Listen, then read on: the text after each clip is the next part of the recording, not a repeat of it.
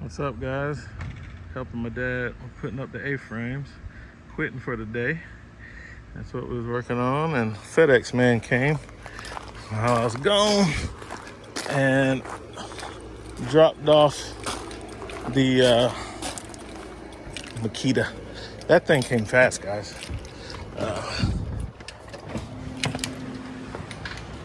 There it is. That's the free tool. Quick, easy, eRebates. Very quick process, man. That came faster than most warranty returns. So we'll open this up and see what we got. What did I order from Granger? Probably a bunch of fittings, more plumbing fittings and stuff for working with. I needed those couplers that I was telling you guys about for when you have to add a check valve to save a customer from buying another water pump. Got those in here.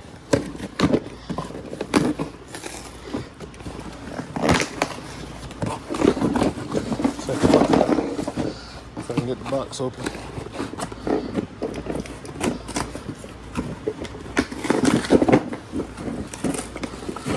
Yeah. Fittings and some busman breakers, resettable breakers.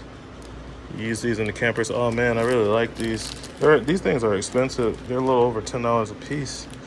I like the marking though. They're marked well for the I just went ahead and got some scheduled 40 half-inch fittings to fit the half-inch stuff that you find in campers. These are good for 1,000 psi. This is overkill really, but I just went ahead and got these. So if I'm gonna use a coupler, I definitely don't want it to leak, and I don't want this to be my failure point. So I got schedule 40. But yeah, that's what these are. And then I got various size circuit breakers. These are 20s, 15s, and 40s. It's pretty much what you're gonna find in the camper. All right, got some more stuff in here.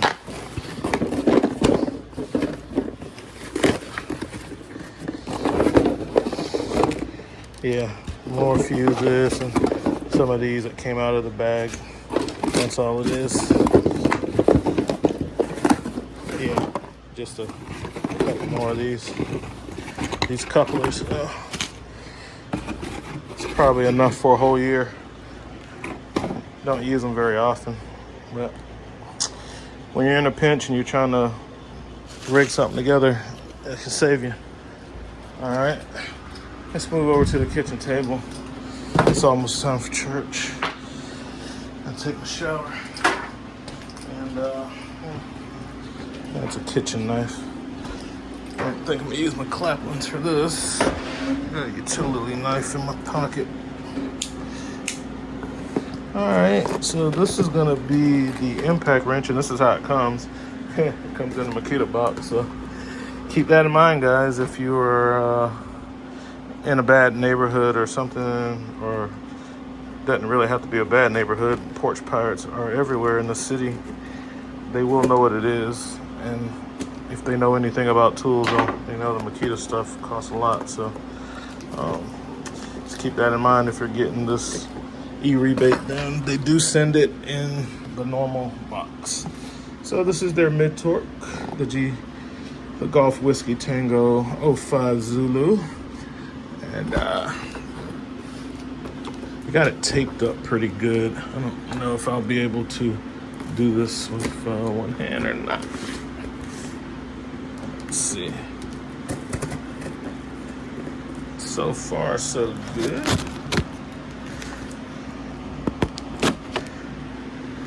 Yeah.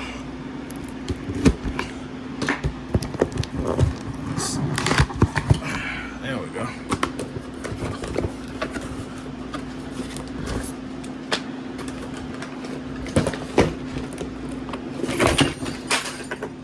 There she is, guys. That's the impact wrench. which I need to register, just in case anything ever happens to it. Detent pin, no hog ring anvil. I do have some hog ring anvil impact wrenches, and they are a pain. It's harder to get them to go in the sockets. That's the clip. So yeah, that's the impact wrench. And I'm gonna grab a battery and check it out. Next time I get a chance to do something, I'll have to check it out. But there she is. So that's the whole process for the eRebates through Makita. It's a pretty sweet deal, and it works. They actually send you the stuff.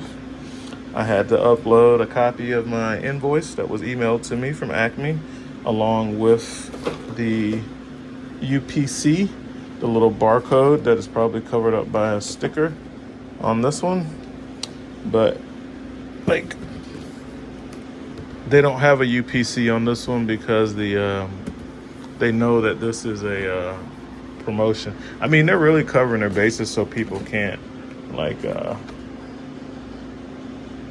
take advantage of these promotions, which is good. Yeah. Oh, not for resale, cannot be returned. I wonder if that means there's no warranty on this. Oh, it says it has a 3-year warranty. I'm gonna register it. But yeah, I had to take a picture of the UPC code that would normally be right here. I had to take a copy, I had to take a picture of the serial number that is down here. And then that's it. Upload those on their website, and that was it. They sent me an email telling me it's all good, and I didn't even know that they shipped it. By the time I got the notification, it was already here. All right, that's what we got, guys. RV Tech Pro out. All right, so here it is, lined up with my 12-volt DeWalt Extreme Subcompact Series, DCF 901, half-inch hog ring anvil versus the detent pin anvil, and they're about the same size, guys.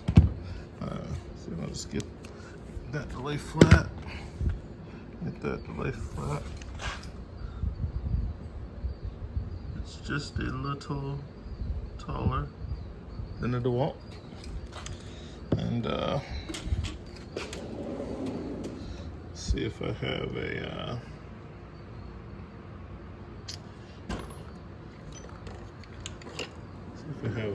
that socket's a little taller.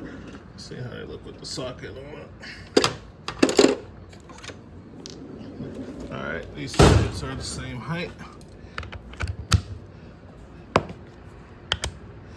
Just takes more work to get the socket on the that's what I was saying about the hog ring anvil. It's harder to get the socket on. I normally have to do it with 2 hands. Kind of have to put it in here and turn it, twist the anvil with the trigger to get it in. That's normally how I do it. So not a whole lot of difference when it fully seated. I do notice that the DeWalt, it sits further down. It's tapered up a little bit. It's giving it a little more height too. But yeah, it's pretty compact. 40-volt tool versus 12-volt tool. That's pretty compact. So that's what we got. Nice. And part of the reason why I wanted to jump into more into the Makita 40-volt stuff is because my batteries are just wasting away, because since I stopped working at the dealership, I don't use this much anymore. This is a 3/4 inch drive beast of an impact, and I use this when I worked on hitches. So I was using this for hitch work. You can kind of see where it used to get thrown around in toolbox a lot. Got some wear and tear on it, but I mean, it's a tool. And but overall, still in pretty good shape. You can see how easy it is to remove those sockets off of that D10 pin. But my 3/4 is hog ring anvil with like overseas, they sockets like this with the hole in it so you can run a safety wire through. You're working up high and stuff to make sure it doesn't come off. That will line up. That hole in the socket will line up with the hole in the anvil, and you can run like a wire through it or something, safety wire. So I don't know of anybody that does that over here, unless they work in some specialty field or something. But yeah, and it was a little rusty, you know. Box is taking on moisture. I could probably take this apart and clean that rust up a bit off of those. But I see that on this one, they're protecting the screws from that. In this design, it has this plastic cover on it, and the heads of the screws are up front instead of in the back, and they're not exposed, so they won't rust out like that. Pretty cool engineering. So these are no brand new tools as far as like these models have been out for a while, but they're good tools. Okay. But yeah, so it gives me 4 40 volt tools, so I can use the batteries. So I need to exercise these batteries or they're gonna go bad. Like I said, this one hardly ever gets, you know, occasionally like a crank bolt, stuff like that. Axle nuts, if they're on way too tight or seized up on a junkyard car or something like that. But of course this will be great for that, but I rarely ever run into that, guys. It just really doesn't get much use anymore, which is a shame. So because it's such a good tool. But I bought it for a purpose while I was a dealer tech, and it served its purpose while I was there. Because my DCF 899 at the time was my biggest impact, and I ran into stuff on some seized up hitches and it just wouldn't get it off. So I had to jump up a notch to 3/4. But that's what I got, guys. I'll catch you guys on the next one.